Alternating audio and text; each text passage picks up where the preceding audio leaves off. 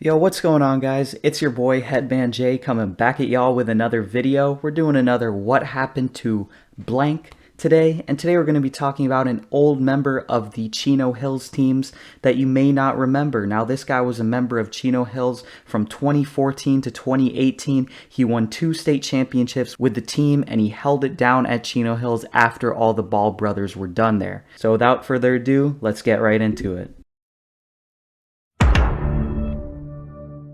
We are all familiar with the Ball brothers and Chino Hills. Over a 2-year stretch from 2015 to 2017, they dominated high school basketball in California with their unique play style, which thrust them into the national spotlight. Basketball fans who are paying attention obviously remember Melo, Jello, Zoe, Big O, and Eli Scott, all who have gone on to become high-level basketball players. But what you may have forgotten is that there was a 4th Ball member on those Chino Hills teams.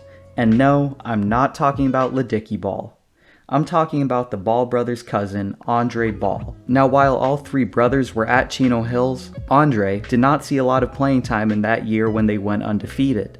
In his junior year, which took place from 2016 to 2017, he was playing well early in the year but got injured and missed a majority of the season. This is why if you look up his Baller Visions highlights from his junior year, the video is only 5 minutes long, and the last game you can see him playing in was in a tournament from early in their season. So after a slow start to his high school career, he was going to need a big senior year if he wanted to be remembered the right way and get some college offers. Remember, his senior year was taking place from 2017 to 2018, so by this time, Melo and Jello were playing overseas, and Lonzo was in his rookie season with the Lakers. On this Chino Hills squad, it was Andre Ball, Big O, also known as Onyeka Okongwu, also known as that guy who plays for the Atlanta Hawks, and Will Pluma, shoutout number 4, plus some other solid role players. Chino Hills dropped down in divisions from the Open Division, which includes teams like Mater Dei, to Division 1, which is still a high level of basketball, but definitely not the same as the Open Division. Regardless, Big O and Andre Ball ended up leading Chino Hills to the state championship in Division 1, proving people wrong and showing the basketball world that they could win without the Ball brothers. Now, all in all, despite being held back by injuries, Andre Ball had a very solid high school career. He averaged 15 points per game and received several awards throughout his senior season. And keep in mind, this guy has 2 state championship rings, one from his sophomore year and one from his senior year. Standing at 6'7" and being able to play multiple positions, it was pretty obvious that Andre Ball could play at the next level. So after his days at Chino Hills, he committed to the mid-major Pepperdine, a Division I school in Malibu, California. Since going there, we haven't heard much from Andre Ball. So what happened to him? During his freshman year at Pepperdine, Ball played well on limited playing time, averaging 3.3 points per game while getting playing time in 30 games. He scored a season high of 9 points versus Santa Clara, and he stated in an interview with Jordan McCabe that his freshman season was really about getting adjusted to college life and D1 basketball, and by the end of it, he had learned a lot. Unfortunately, he would get injured again, thus forcing him to miss his sophomore season, which he would redshirt. Despite his hops and high-flying play style, Ball had trouble staying on the floor. In this past year, the COVID season, Andre Ball only played in 12 games where he averaged 2.8 points per game. He did score a career high in 12 points against California, and he also had a career high 37 minutes against UC Santa Barbara. So far in his college career, it's been pretty lackluster for Andre Ball, and a high-flying 6'7" guy like that, you think his career would have been going a little bit better at a mid-major. Andre Ball has played well in the time that he's gotten, but it really seems like the system he's playing in, the lack of playing time from his coaching staff, and injuries have continued to hold him back from his full potential. I thought to myself, is he going to stay at Pepperdine? And sure enough, when I checked his Twitter, the last tweet from him was retweeting this page that follows all players who are transferring or whatever, and so I'm pretty sure Andre Ball is in the transfer portal right now because it was a little retweet. I'll just show it right here.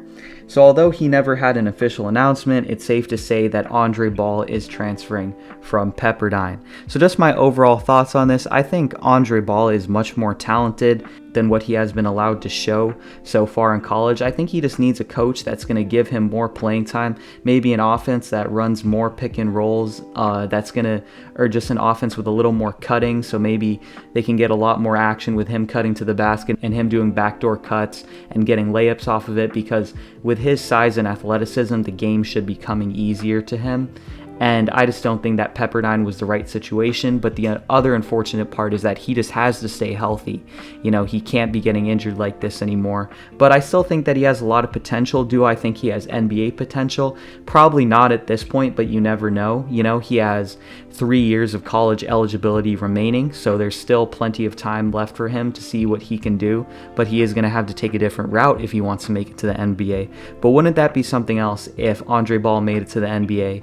You know, you would have 2 Ball brothers and a cousin of the Ball brothers all in the NBA. There are some good genes in that family.